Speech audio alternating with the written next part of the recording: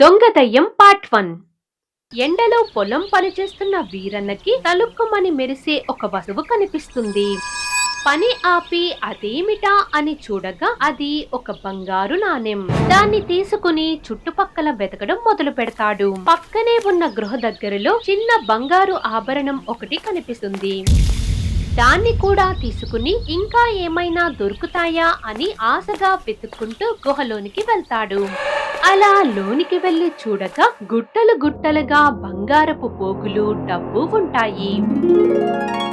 వీరన్న ఆనందానికి అంతులేదు. తాను మోయగలిగినన్ని సంచిలో నింపి బయటకు వెళ్లబోతుండగా ఒక్కసారిగా గుహ ద్వారం వద్ద పెద్ద బండరాయ పడి ద్వారం మూసుకుపోతుంది.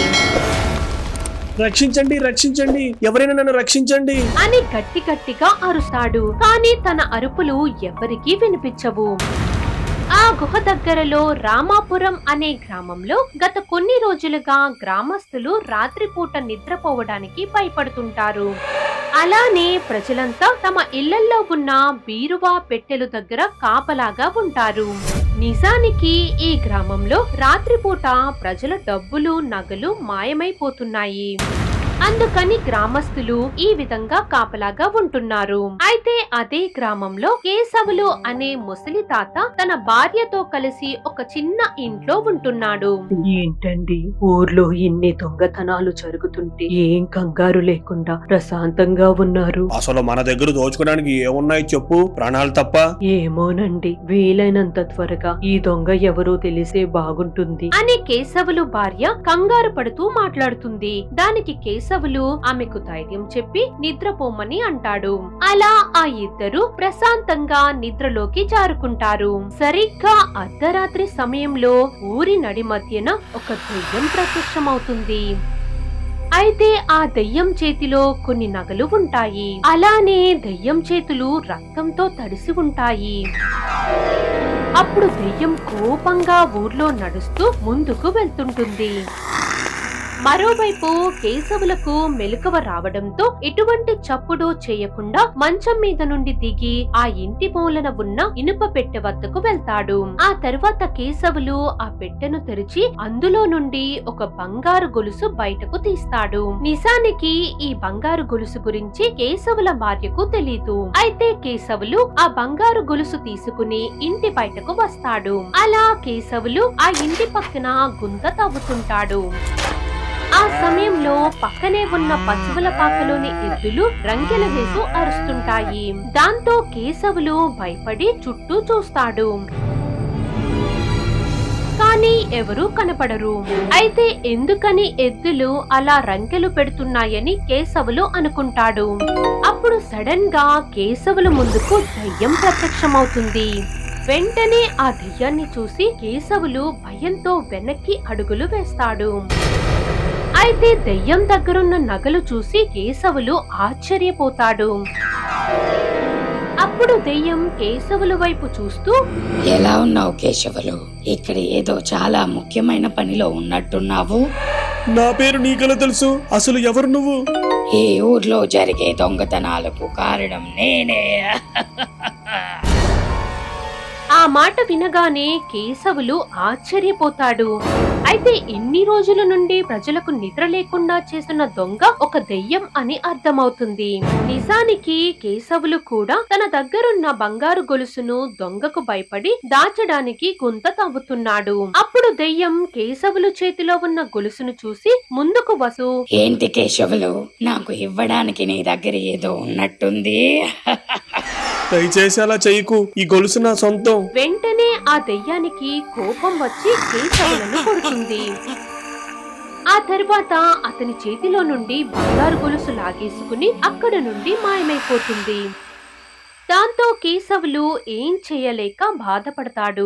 ఇక మరుసటి రోజు గ్రామస్తులంతా కేశవులు ఇంటి వద్దకు చేరుకుంటారు. అయితే అక్కడకు ఆ ఊరి పెద్ద కూడా చేరుకుని భయపడుతూ ఉన్న కేశవుల వద్దకు వెళ్తాడు. అప్పుడు ఊరి పెద్ద అసలు రాత్రి ఏం జరిగిందో చెప్పమని అడుగుతాడు. దానికి కేశవులు జరిగినదంతా చెప్పి ఈ దొంగతనాలన్నిటికీ కారణం ఒక దెయ్యం అంటాడు. ఆ మాట విని అక్కడున్న అందరూ ఆశ్చర్యపోతారు. అలానే చాలా మంది ప్రజలు దెయ్యం అని తెలిసి భయపడతారు. అప్పుడు ఊరి పెద్ద ప్రజలను ఉద్దేశించి, ఎవరు కంగారు పడకండి, ఇప్పుడు మనకు ఆ దొంగ ఎవరో తెలిసింది. అలానే త్వరలో ఈ దొంగతనాలు ఎందుకు చేస్తుందో తెలుసుకుందాం. మరి అప్పటి వరకు మనం ఏం చేయలేమా?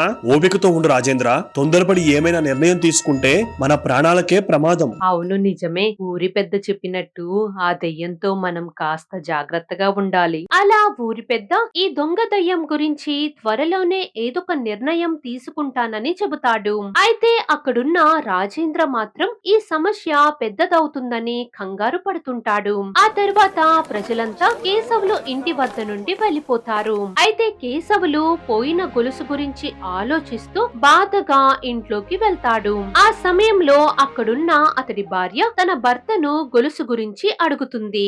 ఏవండి, అసలు మీకు బంగారు గొలుసు ఎక్కడదండి? ఇప్పుడు అది ముఖ్యం కాదు, మన ఊర్లో ఒక దయ్యం తిరుగుతుంది. ఆ విషయం నీకు అర్థమవుతుందా? కేశవులు మాటలు బట్టి తన వద్ద ఆ బంగారు గొలుసు గురించి అతడు ఏదో నిజాన్ని దాస్తున్నాడని ఆమె భావిస్తుంది. మరోవైపు గ్రామానికి దూరంగా ఉన్న ఒక చీకటి గుహలో దయ్యం ఉంటుంది. అయితే ఆ గుహలో ఇన్ని రోజులుగా దొంగతనం చేసిన డబ్బు నగలు అక్కడే ఉంటాయి. అలానే ఆ దయ్యం కేశవులు దగ్గర తీసుకున్న బంగారు గొలుసును మెడలో వేసుకుని ఆనందపడుతుంది.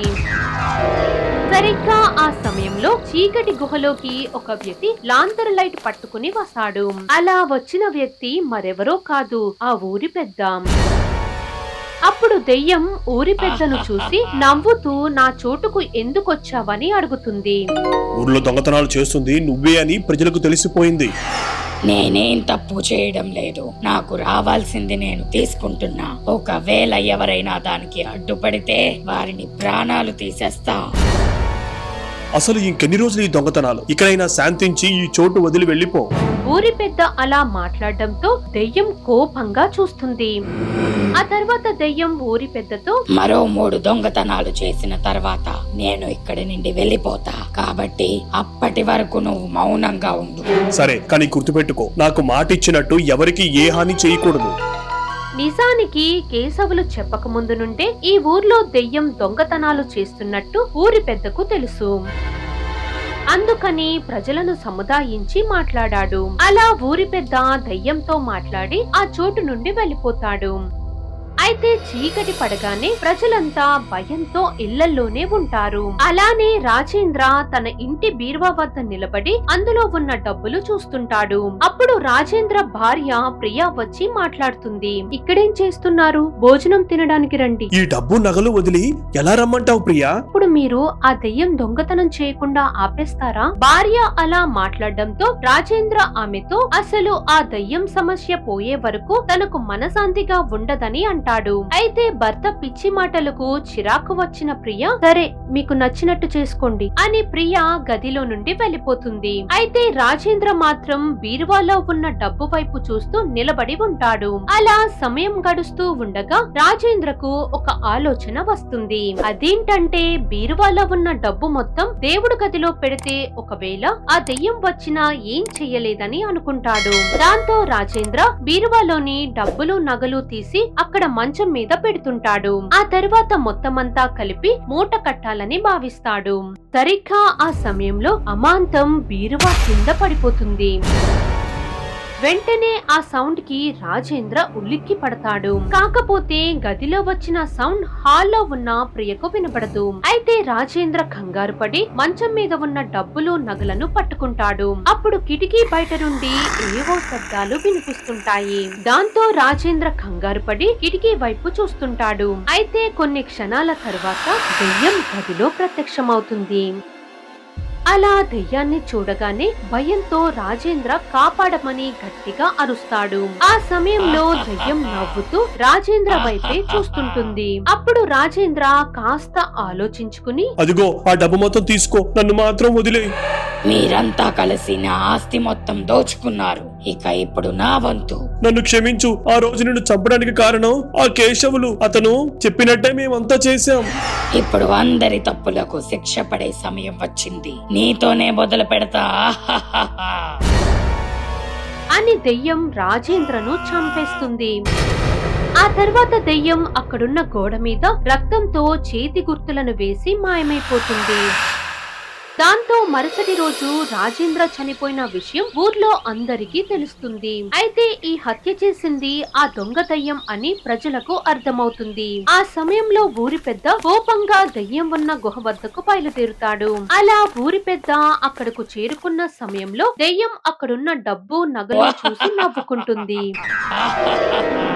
చూడు నా దగ్గర ఎంత సంపద ఉందో. అసలు నువ్వు చేసిన పనేంటి? ఎందుకని రాజేంద్రని చంపావు? ఆ విషయం పక్కన పెట్టు. ఇదిగో ఈ గొలుసు చూడు, బాగుంది కదా అని దెయ్యం మాట మారుస్తూ ఊరి పెద్ద అడిగిన దానికి సమాధానం చెప్పకుండా మాట్లాడుతుంది. అప్పుడు ఊరి పెద్దకు చిరాకు వచ్చి దెయ్యం చేతిలో ఉన్న గొలుసు లాక్కుని విసిరేస్తాడు. దాంతో దెయ్యం ఒక్కసారిగా ఊరి పెద్దపై కోప్పడి గాల్లోకి లేపుతుంది. అప్పుడు ఊరి పెద్ద భయంతో వదిలేమని వేడుకుంటాడు. నేను ఎవరనుకుంటున్నావురా? ఈ ఊర్లో ప్రాణాలు కోల్పోయిన సులోచనా దేవిని అని చెప్పి ఊరి పెద్దను దెయ్యం విడిచిపెడుతుంది. అయితే ఆ పేరు వినగానే ఊరి పెద్ద ఆశ్చర్యంగా చూస్తాడు. నిజానికి కొద్ది నెలల క్రితం ఏం జరిగిందంటే, ఇంతకీ ఏంటి విషయం? అందరూ ఇక్కడున్నారు. మీకు తెలియదు కదా, మన ఊరి జమీందారు గారి అమ్మాయి సులోచన వస్తుందంట. అవునా? వాళ్ళ కుటుంబం మొత్తం ఊరి వదిలి వెళ్లిపోయారు. మళ్ళీ ఎందుకు వస్తున్నట్టు? ఏముంది, ఊర్లో ఉన్న వాళ్ళ ఆస్తులన్నీ అమ్మేద్దామని చూస్తున్నారు. అలా వారంతా మాట్లాడుకుంటున్న సమయంలో ఒక కార్ వస్తుంది. అప్పుడు ఆ కార్ లో నుండి జమీందారు కూతురు సులోచన దేవి దిగుతుంది. ఆ తర్వాత సులోచన అక్కడ ఉన్న అందరినీ పలకరిస్తూ మాట్లాడుతుంది. ఎలా ఉన్నావమ్మా? బాగున్నాను పెద్దయ్యా. ఎన్ని రోజులు ఉంటావు తల్లి? రోజులా?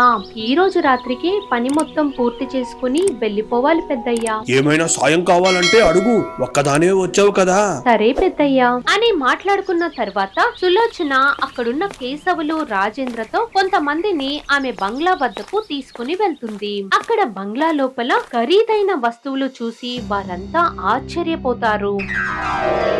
ఆ సమయంలో కేశవులకు దురాశ పుడుతుంది.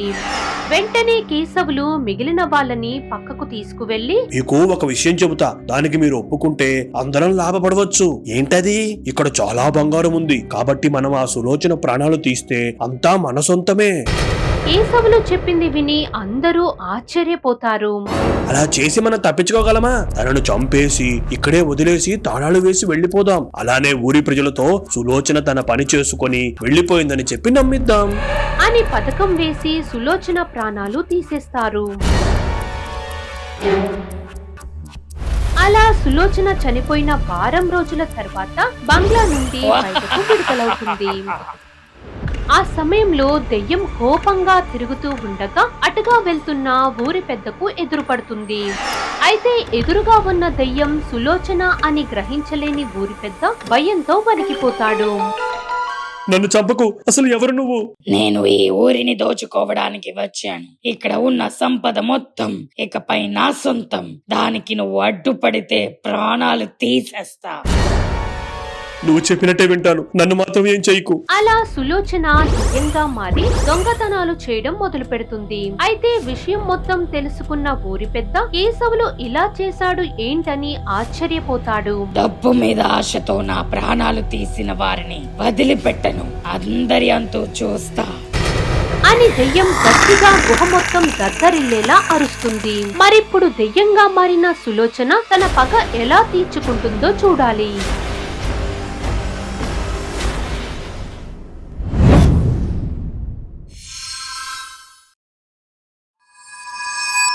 For more horror stories, please subscribe our channel.